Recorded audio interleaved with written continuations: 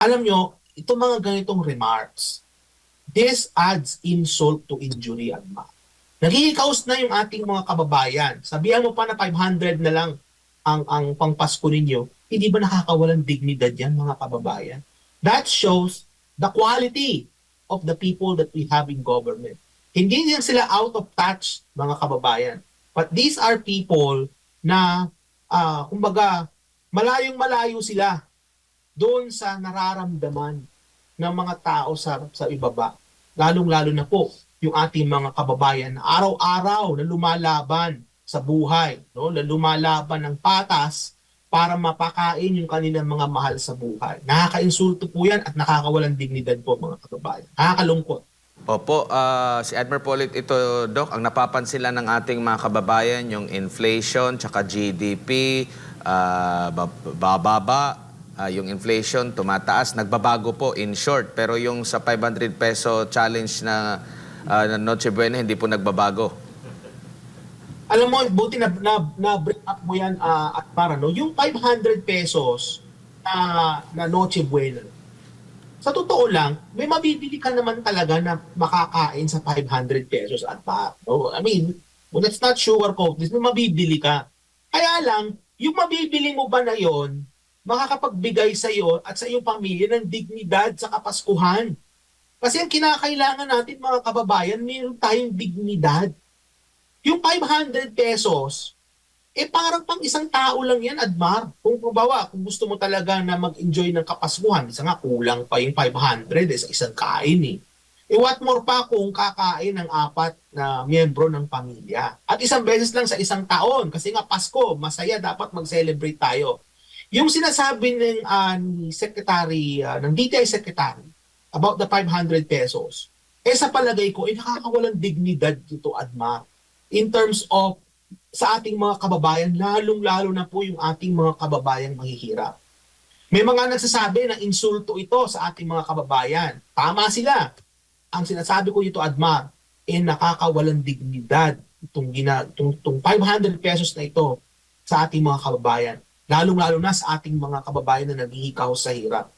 Kaya it shows no how out of touch the people in government are sometimes. No? Kagaya nito, I mean, the DTI secretary should have asked for an economist, no, to tell her what 500 pesos can buy these days. No, meron silang kinalculate, naalala ko, pwede daw mag-spaghetti, merong pwede ka mabili ng ham. Sabi pa nga ni Yusek Castro, Admar, pwede kang bumili nung chop suey pack, no, may lalagyan pa ng toyo, sabay bungis-ngis, no, nung ni Secretary Castro.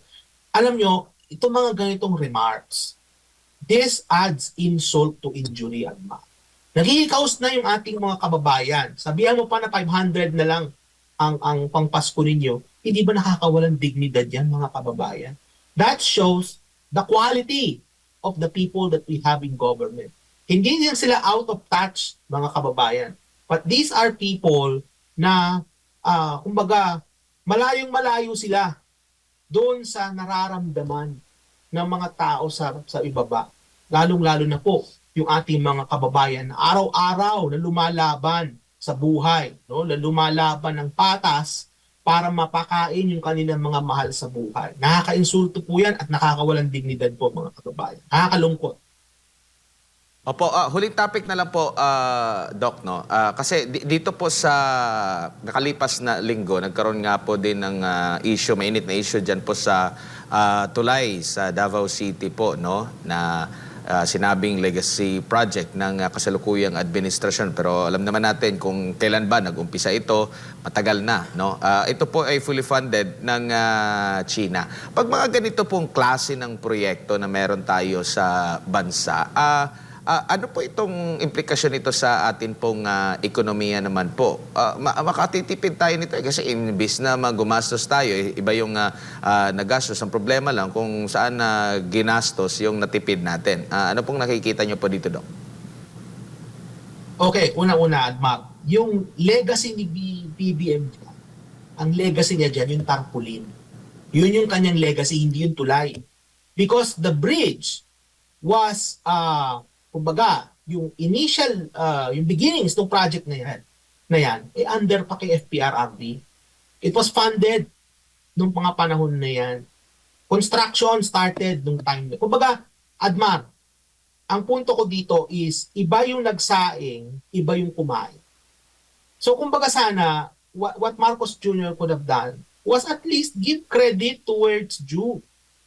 Kumbaga, yung project na yan ay nasimulan under the previous administration. And that should have been the credit, the proper credit should have been given to the previous administration, and yet inanggin. So, kumbaga, nabanggit ko kanina, out of touch. This is another example of how the president is out of touch with reality. Because that project was not only was funded by the Chinese, but also nasimulan yan yung na-conceive yung project na yun nung panahon ng nakaraang administration. At yung project na yan ay hindi yan mangyayari kung hindi nagkaroon ng magandang relasyon ang ating bansa at ang China. At sino bang presidente ang naging responsible sa magandang relasyon na yan? E di yung ating Pangulo na nandun ngayon sa The Hague. So, kumbaga, mga kababayan, what Marcos Jr. should have realized is that yung bridge na kung saan nandun siya nag-anunsyo, hindi yan magiging posible kung hindi dahil sa foreign policy nung nagdaang administrasyon. So, kumbaga, tama ka, Admar, sa nabanggit mo kanina, na makakatipid talagang ating gobyerno kasi alam mo, napakaganda ng tulay, Admar. At yan, kung di ako nagkakamali, yung tulay na yan was built by the Chinese contractors. Hindi Pilipinong contractor yung gumawa niyan. At makikita nyo yung kalidad nung tulay, no? Makikita nyo na maayos. Kumbaga, makikita nyo yung diferensya eh. Kung ginawa yan ng mga kontratista natin dyan na mga, kagaya yung mga involved sa flood control, just imagine kung silang gumawa niyan tulay na yan. Baka after a few months, huwag naman sana mangyari, baka mag-iba yung tulay. Kasi nga, hindi maganda, substandard yung mga materyales. Pero makita natin na foreign yung gumawa, foreign funded siya, and as a result of the foreign policy of the previous administration. Kaya nga itong nakakalungkot, Admar kumbaga, bigyan sana man lang ng credit yung maayos na foreign policy ng nakaraang administrasyon. Sa ngayon, anong nakita natin from the Americans? Did the Americans give us bridges? No. Wala tayong nakitang tulay. Nasaan na yung mga EDCA sites na yan? The EDCA sites, did they contribute to economic development and economic growth, at least sa mga regions? I don't think so. Ang baba nga ng lago ng ekonomiya natin So, kumbaga, it's very clear, it's very clear na yung klase ng foreign policy na meron tayo has an impact sa paglago ng ating ekonomiya.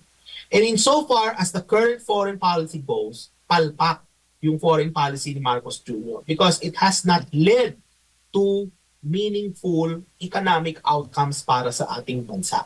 Ang meron lang tayong nakuha is more uncertainty as a result of our unnecessary involvement dyan sa issue between mainland China and Taiwan and the United States. Unnecessarily na involved tayo dyan ni Marcos Jr.